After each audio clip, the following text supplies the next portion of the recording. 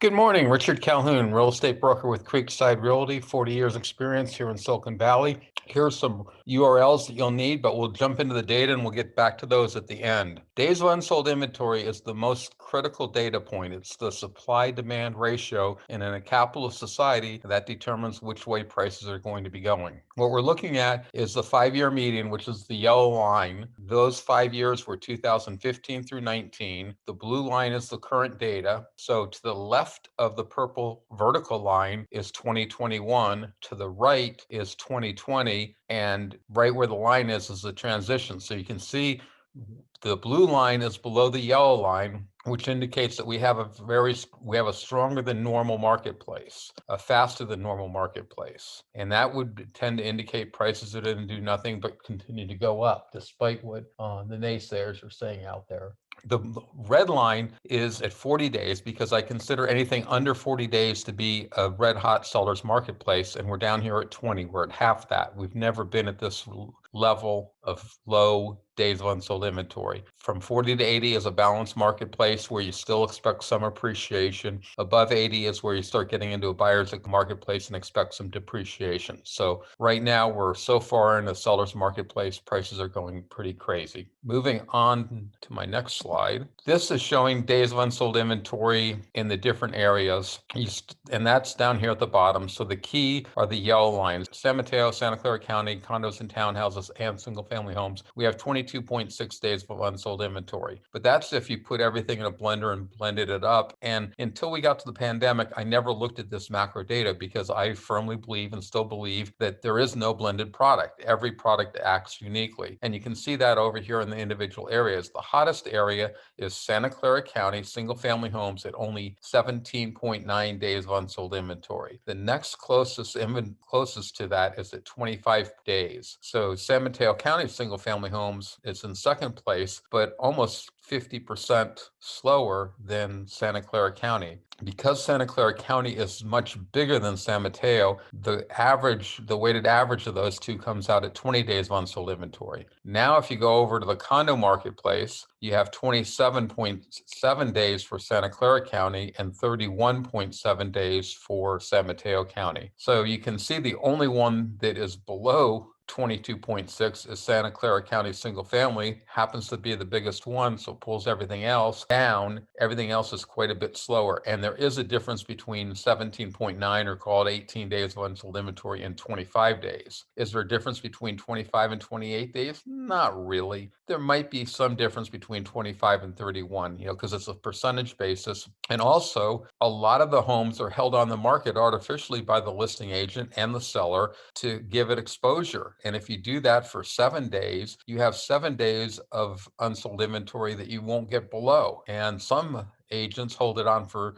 2 weeks ends, which would be closer to 10 days. And then there are always the sellers that are dreaming that are on the market and not able to sell. And that brings up the days of unsold inventory. So here is days of unsold inventory going back historically all the way back to January of 2020. So basically 15 months worth of data, 16 months worth of data. You can see where the pandemic hit and how rapidly the days of unsold inventory shot up. But you can see it was going up a little bit before the pandemic hit. Now you come over here to present day, and I mean, you can see that we're record lows for Santa Clara County, and San Mateo County is at the record low for this period of time. It may be a little bit lower further back in history. And even Santa Clara County condos are doing fairly well, although they're not in record territory, because you can see they were doing a little bit better than they are right now, because right now they're above 20 than they were before the pandemic hit. Here is the days of unsold inventory graphically, and I apologize, the vendor that I used changed his website, and so the color is getting impacted by the color underneath, and it's distorted, so I had a little bit of issues, but the days over here are accurate. And if you go to Cupertino, Sunnyvale, you can see there are 11.1 days of unsold inventory. Your more affordable areas, Milpitas, Blossom Valley, Campbell, Santa Clara, are both at 12.6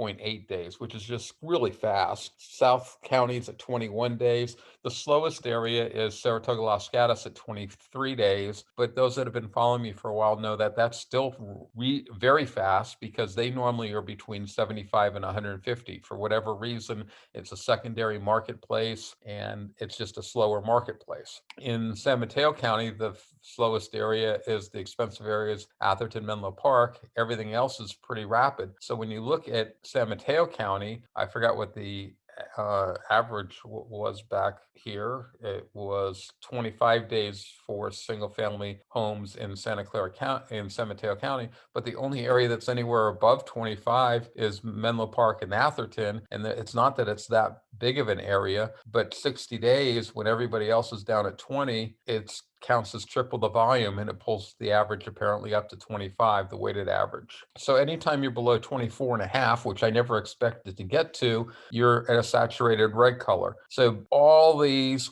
areas are the same except for the Menlo Park, Atherton area right here, which has no color because it's between 50 and 70 days. The variation in the red color is based on the background that's bleeding through, and I hope to get that changed in the not distant future. Now we're looking at the components that go into days of unsold inventory, and the number one component is supply. What is happening with supply? This is number of active listings without an offer, and that is a key distinction because many people that follow this, for example, the MLS, include some of the properties that have an offer, but the listing agent wants to continue to show the property because they're claiming that property is still available. Well, technically it is still available to be shown, but it really isn't available to be purchased because there's a buyer in there. And in order for a new buyer to be able to purchase it, they have to kick out the first buyer, which is up to the first buyer. Therefore, I do not count them. They are not available. I only count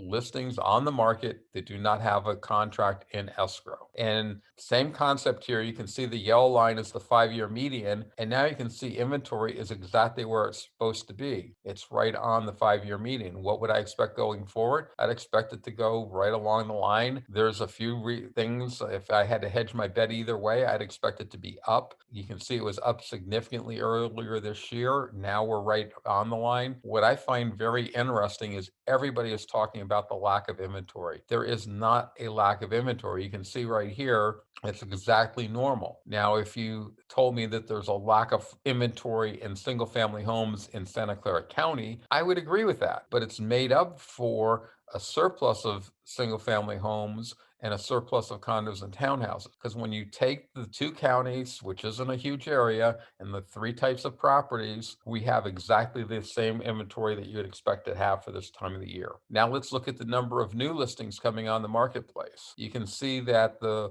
blue line has been above the yellow line, and we've been basically having more listings coming on the marketplace than you would expect to be coming on the marketplace, which would tend to say the market would be slowing down. But the number of new listings is only part of the equation. That's how much more water is coming into the reservoir, but the critical thing is how much water is leaving the reservoir and what is the height of the reservoir. So here is the number of new offers that were accepted. This is a measure of the demand. This is how much of the water is leaving the reservoir. And you can see the number of offers accepted is way above the yellow line, way above where you'd expect it to do. For example, this week we've had somewhere around 550 offers accepted. We were only expecting somewhere around 440 offers to be accepted. So you're selling 25% more inventory than you would expect to be. Now I'm looking at the two components, two aspects of it on the supply side and one on the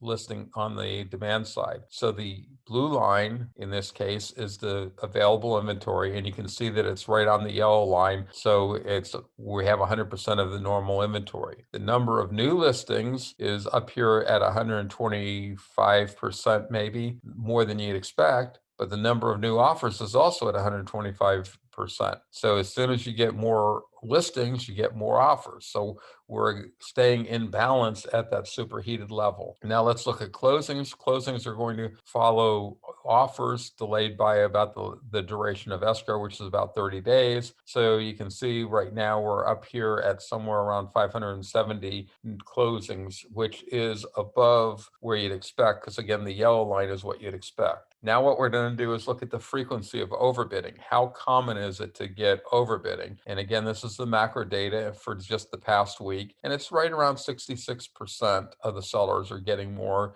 than their asking price. So call it 2/3 of the sellers. Now, some of the sellers are getting exactly their asking price, and that tends to run around 10%. As the percentage of sellers getting more than their asking price increases, it decreases a little bit, but basically probably close to 3/4 of the sellers are getting what they're asking or more than what they're asking, and only 25% of the sellers are getting less than they're asking. Now, of course, sellers can adjust their price downwards before their offer comes in and still get less than they were initially hoping for. This is the overbid frequency for the three major areas: single family homes in Santa Clara County in the red, single family homes in San Mateo County in the gray black, and condo townhouses in Santa Clara County in the yellow. And you can see in Santa Clara County, single family homes were now basically at 80%. And that is right at the point where I'd have to go back and check the records. I know we were at 78% for the county in overbidding. I'm not quite sure we ever made it to 80%. So that, if that is in fact true, that would say a higher percentage of sellers are getting more than their asking price now than ever have. Here is the graphically. You can see Cupertino and Sunnyvale's at 91%, Milpitas, North Valley, Blossom Valley, Santa Teresa's at 95%. In San Mateo County, the numbers aren't that bad either. 78% in Redwood City, 77% in the Bay Cities, 95% in Foster City. Foster City is really very, very few properties. So I do it because it's a different micro market area. You can't really trust that 95% because it's going to fluctuate quite a bit. If I was to guess without having looked at the data, there are probably 20 properties that we're talking about, which is why and one of them sold at or below the asking price, which is why 95%, because 19 out of 20 sold above. And that's why it's exactly 95% instead of some weird fraction. And North San Mateo County at 82% is very noteworthy. And here you can see the magnitude of overbidding. Magnitude of overbidding is the other side of the equation from frequency. This is how much are the buyers willing to overpay, not overpay, overbid. And you can see we're basically at 108%. That is nowhere near our record. We have been up around 112%. So what's this really saying? It's saying that buyers are willing to overbid now as much as they ever have been, but they're still reluctant to overbid by a large amount because the market recently went through an insult, being the pandemic, and it takes a while for the buyers to get over that and realize that the market is in a different place now than it was prior to the pandemic. Here is the magnitude of overbidding in the different areas. And you can see there isn't a single area that is getting on average below what they're asking. The closest area is the Atherton Menlo Park, and it's at 100.5%. So they're even getting 0.5% more than they're asking. Here is a distribution for each of the weeks, with the red line being the most recent week, the orange line right here being last week. So you can see that the two lines are very similar. This dotted red line out here is the best month we ever had, which was April of 2018. And there's a very significant annual cycle. So it's going to be interesting to see this month how close we can get to April of 2018. You talked to me a couple months ago, I would never have thought we would do that, because the latter half, basically August of 17 through about July of 2018, was the hottest market I ever experienced, and I never thought we'd get close to that, and we're clearly getting close to that.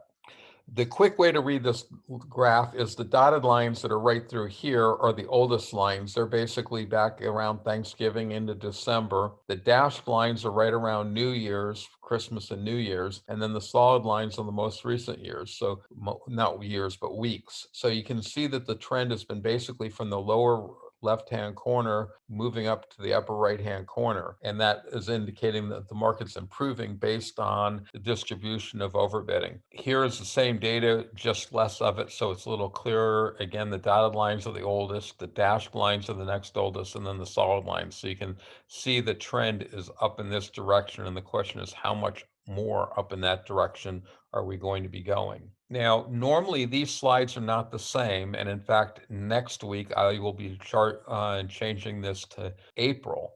But what I'm doing is I'm comparing the current data to past data, and since I'm using a 5-week basis, April 10th, and this is only data as of yesterday, so this is actually data as of April 9th, is very close to data from April the 4th. And April the 4th back through March 1st is what I consider March data. So I felt it was more accurate to plot the current data, which is the red line, compared to March data. Now, next week, we're going to be at April 17th. So I'm going to start plotting it against March data just so you can see where it goes. This is single family homes in Santa Clara County only versus macro data that we had been mostly talking about up to this point in time. Now we're looking at the sold price. The blue areas are the more affordable areas. The red areas are the more expensive. The white colored are right around the median. Over in the chart here, you have the 10 percentile, the median percentile that most people follow, and then the 90 percentile. So using South County of Santa Clara County as an example, the price range is basically from $800,000 to $1.9 million,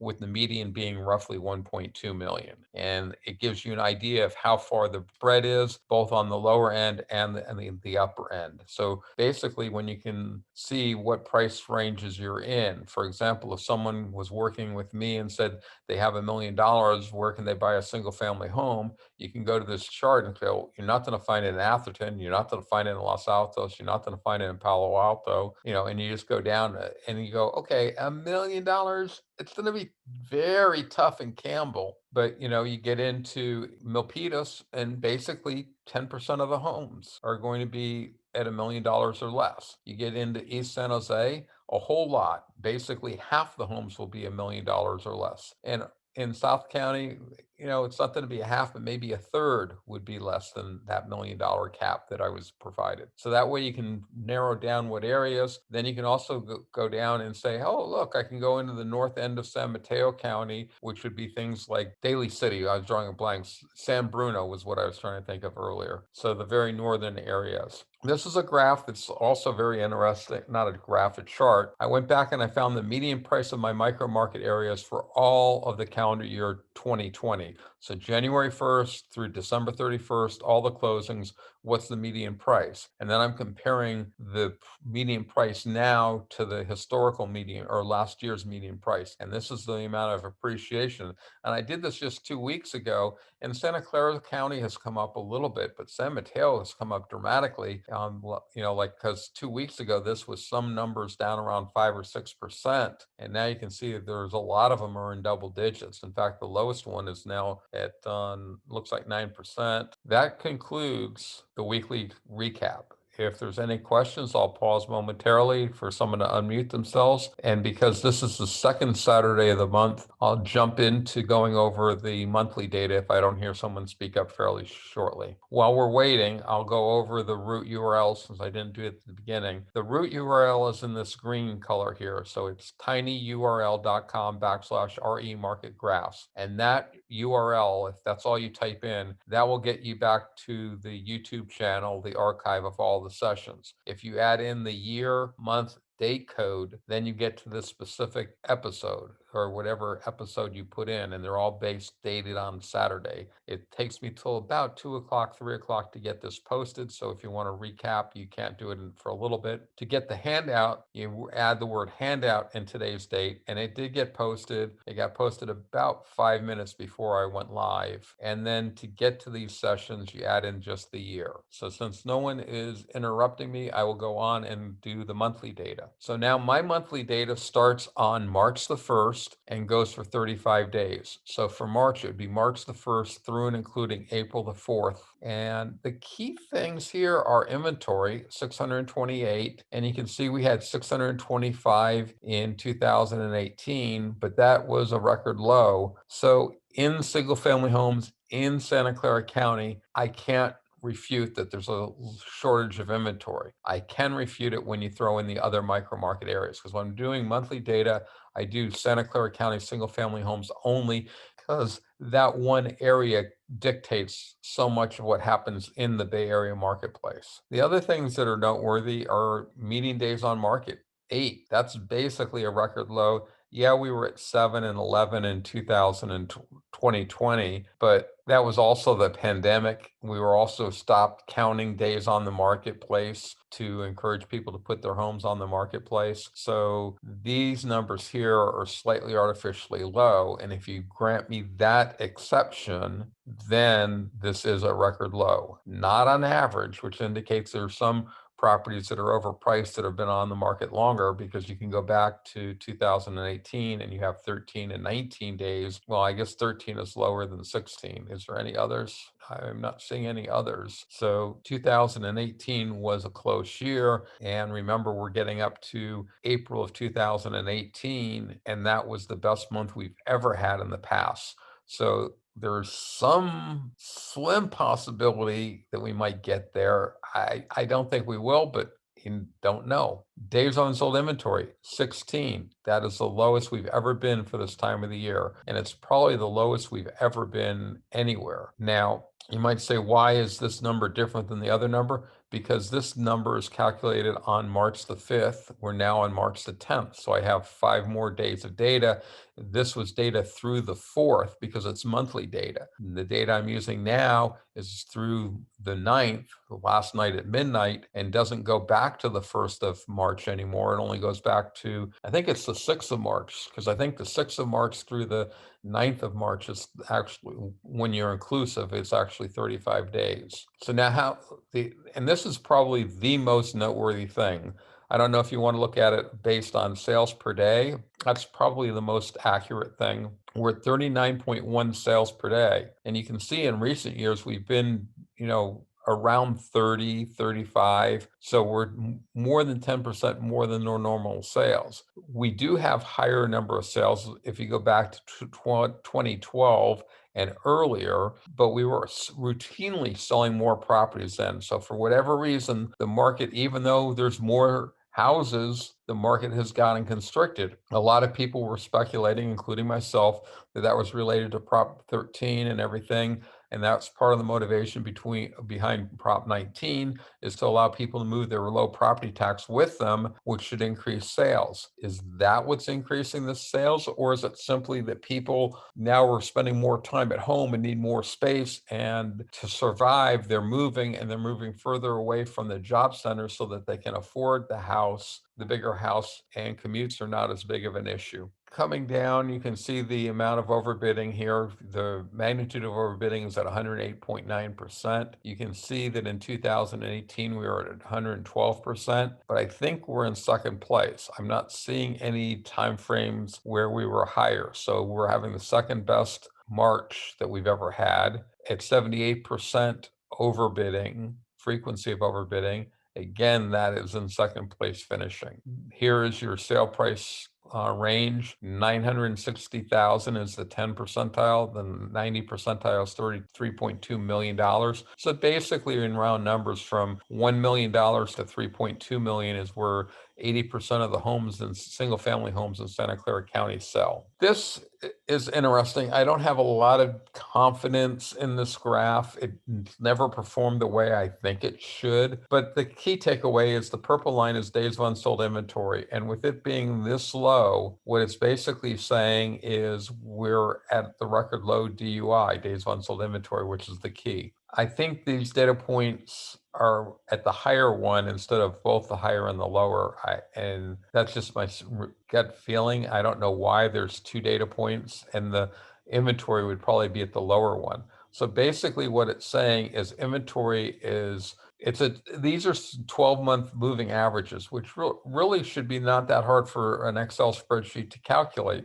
You add in a month at the end, you subtract a month at the beginning of the range, and you take 12 of them and you calculate what the average is. So here you can see we had a decrease in inventory, then we had an increase in a surplus of inventory, And then we've had a decreasing inventory, which is true, but decreasing inventory isn't the same as low inventory. But remember, in single family homes in Santa Clara County, I'm willing to give that it's low inventory. So if you come back here to say it's normally at 1,000 when you do a 12-month average, and now we're somewhere around 800, yes, that would be limited inventory. But again, the bigger issue, especially when you look outside single family homes in Santa Clara County, is the surplus demand. If you look at the green line up here, that's the 12-month moving median sale price. So, 12 months ago, we were in the pandemic and the price was down. So the fact that it's up now, this is going to tend to go up fairly dramatically when we get 12 months past pandemic. So when we start getting to May data after shelter in place was relaxed a little bit, this green line should start going up fairly dramatically. The red line is the number of offers that have been accepted, and you can see that it's turned around and increasing. And the gold is the number of closings, and it's also increasing. So that's the concept. It's supposed to tell you whether the market's improving or getting worse. And based on each one of the different metrics, based on looking at a 12-month average. And the reason you look at a 12-month average is real estate has a very, very significant annual cycle. And so by doing 12 months, get rid of that. And this is the same data. This is looking at the key index, which is days on sold inventory, the purple line here. And if you go back, we're going back to 2011. You can see we're at record low levels. Again, anything below 40 days is what I consider to be a strong seller's marketplace. Between the red line and the blue line is a balanced marketplace. And it's interesting, even though you would think that the market would be in balance frequently, that's where we spend the least amount of time.